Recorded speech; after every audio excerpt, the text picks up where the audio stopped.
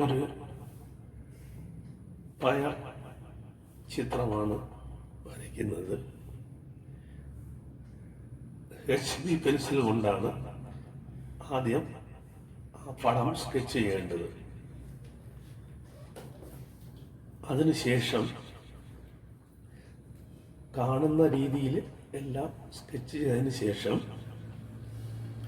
HB മാറ്റി 4B-യോ 6B-യോ ഉപയോഗിച്ച് shading ചെയ്ത് തുടങ്ങാം.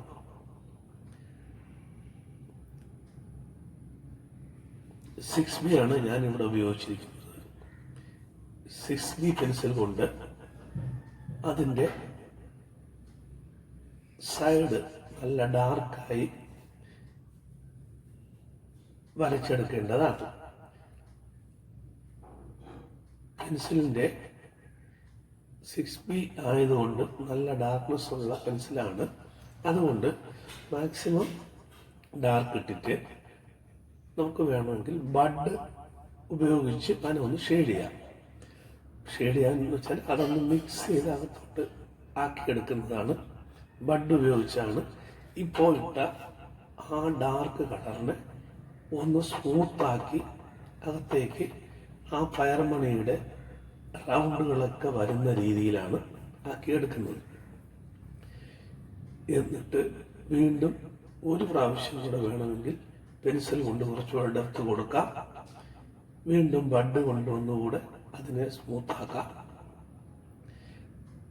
എങ്കിലും ആ പയർ ചെടിയുടെ പയർ പീസിൻ്റെ അകത്ത് പയർമണിയുടെ ആ ഉരുണ്ട ഭാഗങ്ങൾ വരുന്ന രീതിയിലായിരിക്കണം നമ്മൾ ഷെയ്ഡ് ചെയ്തെടുക്കേണ്ടത്.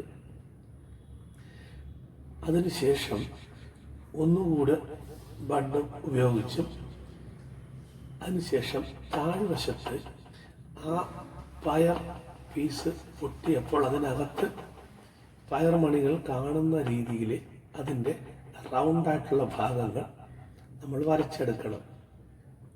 നേരത്തെ സ്കെച്ച് ചെയ്തിട്ടുണ്ട്. അത് റൗണ്ടായ ഭാഗങ്ങൾ ഒന്നുകൂടെ 6B പെൻസിൽ കൊണ്ട് തന്നെ ഡാർക്കാക്കി എല്ലാം വ്യക്തമായി കാണുന്ന രീതിയിൽ ഡാർക്ക്നെസ് വരേണ്ട സ്ഥലങ്ങളിൽ ഡാർക്കും അത് മാത്രമല്ല അതിൻ്റെ റൗണ്ട് ഭാഗം മുകളിലത്തെ പയർമണിയുടെ ആ പീസ് പൊട്ടിയതുമാണ് അവിടെ അത്രയും നല്ല ഡാർക്കായിട്ട് അതകത്തിരിക്കുന്നതായിട്ട് തോന്നാൻ വേണ്ടി അങ്ങനെ കൊടുക്കേണ്ടതാണ്. ഇതിനും 6B പെൻസിലാണ് ഉപയോഗിച്ചിട്ടുള്ളത്. അതിനെ സ്മൂത്തായി മിക്സ് ചെയ്തെടുക്കുന്നതിനായി ബഡ് ഉപയോഗിക്കുന്നു. അതിനുശേഷം ഒന്നുകൂടെ ഔട്ട്ലൈൻസ് ഡാർക്കായി കൊടുക്കുക.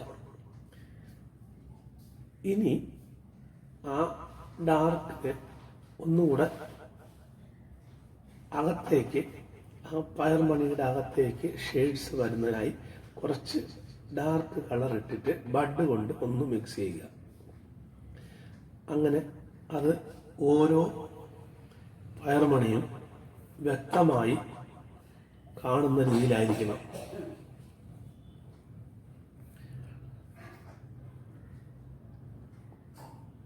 അതിനും നമ്മളിപ്പോൾ 6B പെൻസിൽ തന്നെയാണ് ഉപയോഗിച്ചിട്ടുള്ളത്. ഇനിയും വേണമെങ്കിൽ അത്ര ഡെപ്ത് പോരാ എന്ന് തോന്നിയാൽ മാത്രം നിങ്ങൾക്ക് വേണമെങ്കിൽ ഓരോ പെൻസിലിൻ്റെ ക്വാളിറ്റി അനുസരിച്ച് 8B വേണമെങ്കിൽ ഉപയോഗിക്കാം.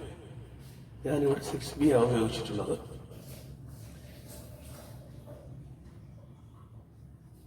ആ ഡെപ്ത് കുറവായിട്ട് തോന്നിയാൽ മാത്രം 8B ഉപയോഗിച്ച് ചെയ്യാം.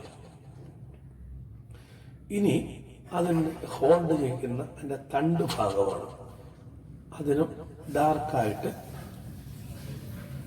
6B പെൻസിൽ കൊണ്ട് തന്നെ ഉപയോഗിച്ച് ബഡ് ഉപയോഗിച്ച് ഒന്നുകൂടെ അതിനെ ഷെയ്ഡ് ചെയ്തെടുക്കേണ്ടതാണ്. ഇത് ഏകദേശം ഒരു പയർമണിയുടെ ഷേപ്പിലേക്ക് ആയി വന്നിട്ടുണ്ട്. എങ്കിലും ഇനി അതിൻ്റെ ഡാർക്ക് കളർ, പിന്നെ കുറച്ചുകൂടെ അതിൻ്റെ ഔട്ട്ലൈൻസ് ഡെപ്തായിട്ട് കൊടുക്കണം. എത്രത്തോളം നീട്ടിയാണ് അതിൻ്റെ ഡെപ്ത് കൂട്ടിയാണ് കൊടുക്കേണ്ടത്. അത് മാത്രമല്ല, ബ്ലാക്ക് പോരായെന്ന് തോന്നുമെങ്കിൽ വേണമെങ്കിൽ 8B ഉപയോഗിച്ച് ഔട്ട്സൈഡ് ലൈൻസ് വരയ്ക്കാവുന്നതാണ്. 8B ഉപയോഗിച്ചാൽ നന്നായി ഔട്ട്ലൈൻ വ്യക്തമായിട്ട് കാണാനും കഴിയും. ഇനി ഒന്നുകൂടെ ഔട്ട്ലൈൻ വ്യക്തമാക്കിയിട്ട് ഞാനിപ്പോൾ അതിന് അകത്ത് മുകളിലത്തെ പയറിൻ്റെ കവറിൽ അത്രത്തോളം ഷെയ്ഡിങ് വന്നിട്ടില്ല എന്ന് തോന്നുന്നുകൊണ്ട് ബഡ് ഉപയോഗിച്ച് ഒന്നുകൂടെ അതൊന്ന് മിക്സ് ചെയ്തെടുക്കുകയാണ് മുകൾ ഭാഗം.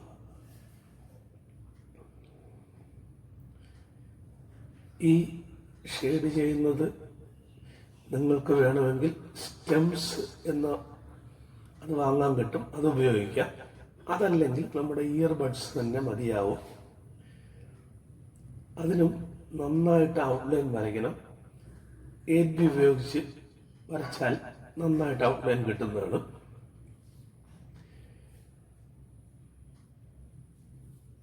ഇനി ഇതിൻ്റെ ഔട്ട്ലൈൻ വരച്ചതിന് ശേഷം ഈ സർഫസിലേക്ക് ഇത് ഇരിക്കുന്നതായിട്ട് നമുക്ക് തോന്നണം.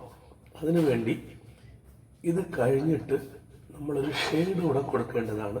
ഷെയ്ഡ് എന്ന് വെച്ചാൽ ഷാഡോ ആണ്. ഷാഡോ ആയിട്ട് നിഴൽ വീഴുന്നത് പോലെ കൊടുക്കേണ്ടതാണ്. അങ്ങനെ നിഴൽ കാണിച്ചാൽ മാത്രമേ ഇത് ഏതെങ്കിലും ഒരു പ്രതലത്തിൽ ഇരിക്കുന്നതായിട്ടുള്ള ഫീലിംഗ് ഉണ്ടാവും. അതിനു വേണ്ടിയാണ് നമ്മൾ ഏത് വസ്തുവിനെ നിഴൽ രൂപം കൂടെ കാണിക്കുന്നത്. ഏകദേശം ഔട്ട്ലൈനും ആയി ഷാഡോയും ആയി കഴിഞ്ഞാൽ നമ്മൾ വരച്ച ചിത്രം ഏകദേശം പൂർത്തിയായി.